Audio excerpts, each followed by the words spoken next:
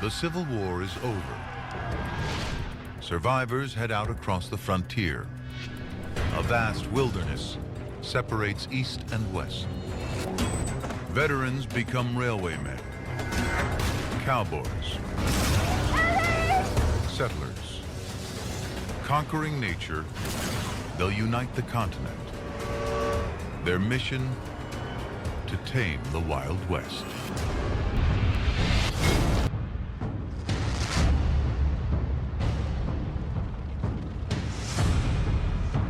(1865), the Great Plains.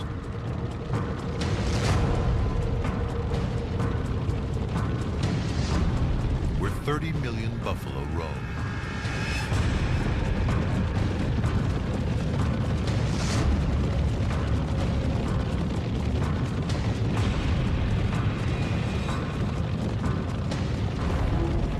Vast, untouched, a wilderness dividing America.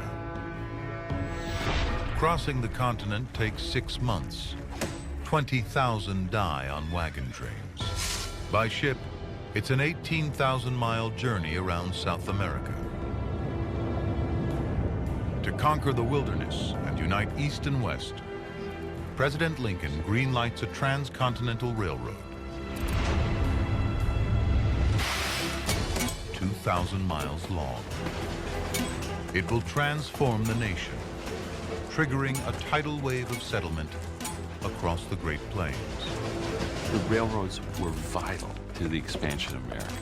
This technology connects people in a way that never before in the history of mankind has there been that kind of connection.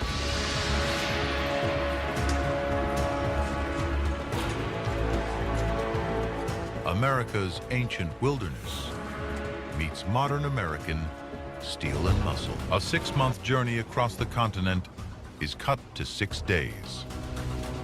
The folks who had once had to risk everything in a wagon train, that is eliminated. You now can get on the railroad and travel from Boston to Sacramento. That's a revolution.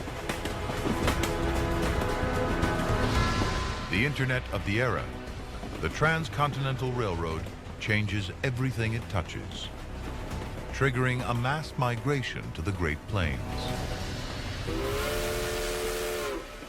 From the Indian perspective, they couldn't understand what the white people were doing. But of course, they knew that the decimation of those buffalo herds would change their lives forever.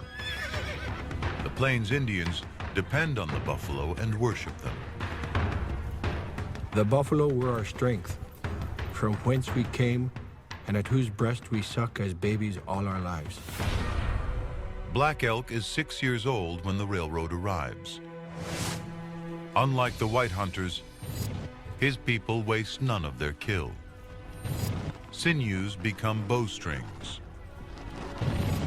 Bones are cups and spoons. Skin is clothing, teepees, and coffins. Native Americans and buffalo have coexisted since the last ice age. 30 million are killed in little over a decade. The primary resource keeping Native Americans alive is gone. Facing starvation, they're forced onto reservations. My great-great-grandmother, Grandma Big Eagle, was alive when buffalo hunting ended. They weren't just saying goodbye to a kind of a foodstuff. They were saying goodbye to a way of being in the world.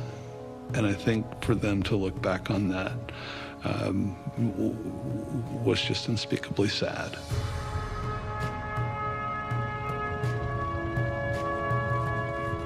In 1889, just 85 wild buffalo exist in the whole United States. The railroad will bring another modern American icon to the Great Plains.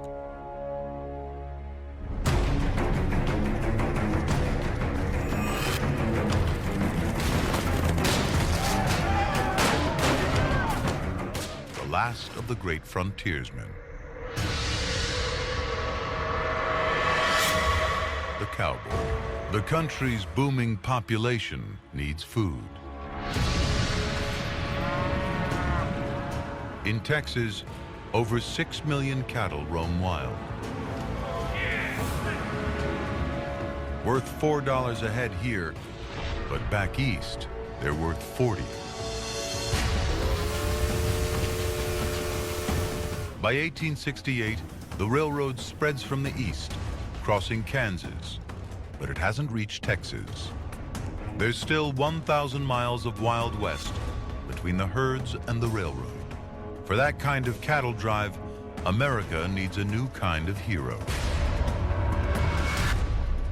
The cowboy. In search of work, a new kind of adventurer heads west to cattle towns like Abilene, Wichita, and Dodge City. The cowboy mentality, it's a spirit of individualism. I have a communion with the land, with my horse. It symbolizes a resistance to authority. Teddy Blue is one of 35,000 cowboys who will drive cattle to the railroad in Kansas. The heyday of the cowboy on the open range lasts only 20 years. But settling the Great Plains will mark the end of one way of life. 1876. A century of government policies target Native Americans. 371 treaties to keep them separate, isolated, remote. Most of America's 300,000 tribespeople now live on government-assigned lands, reservations. But resistance is still fierce. Across the Great Plains, the federal government acquires millions of acres of the Native Americans' traditional hunting ground to make way for the iron horse. The Sioux are forced deep into the Black Hills. As a young boy, Black Elk witnesses the coming of the railroad and the destruction of the buffalo herds. Now, age 12, he's about to be part of the Sioux Nation's last triumph. White men come in like a river. They told us that they wanted only a little land. But our people knew better.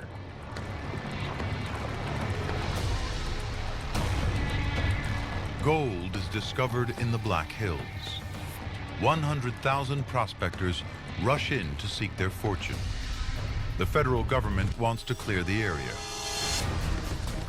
On a reconnaissance mission with the 7th Cavalry, Lieutenant Colonel George Custer stumbles across the Sioux camp near the Little Bighorn River. Custer makes a fateful decision. With 700 soldiers, Custer charges a camp with 7,000 Native Americans.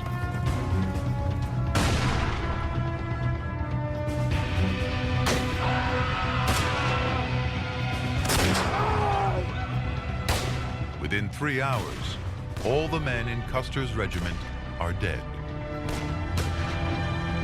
The Sioux win the battle, but will lose the war.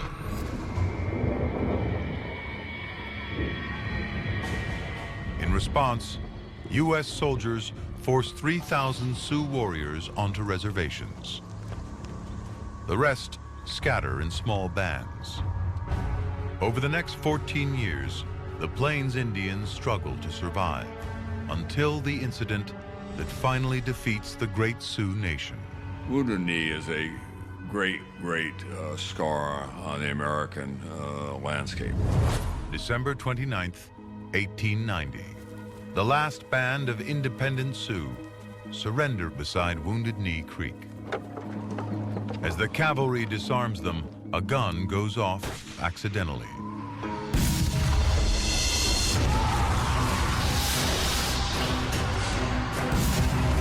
It triggers a massacre. Within minutes, over 200 Sioux warriors, women, and children are dead.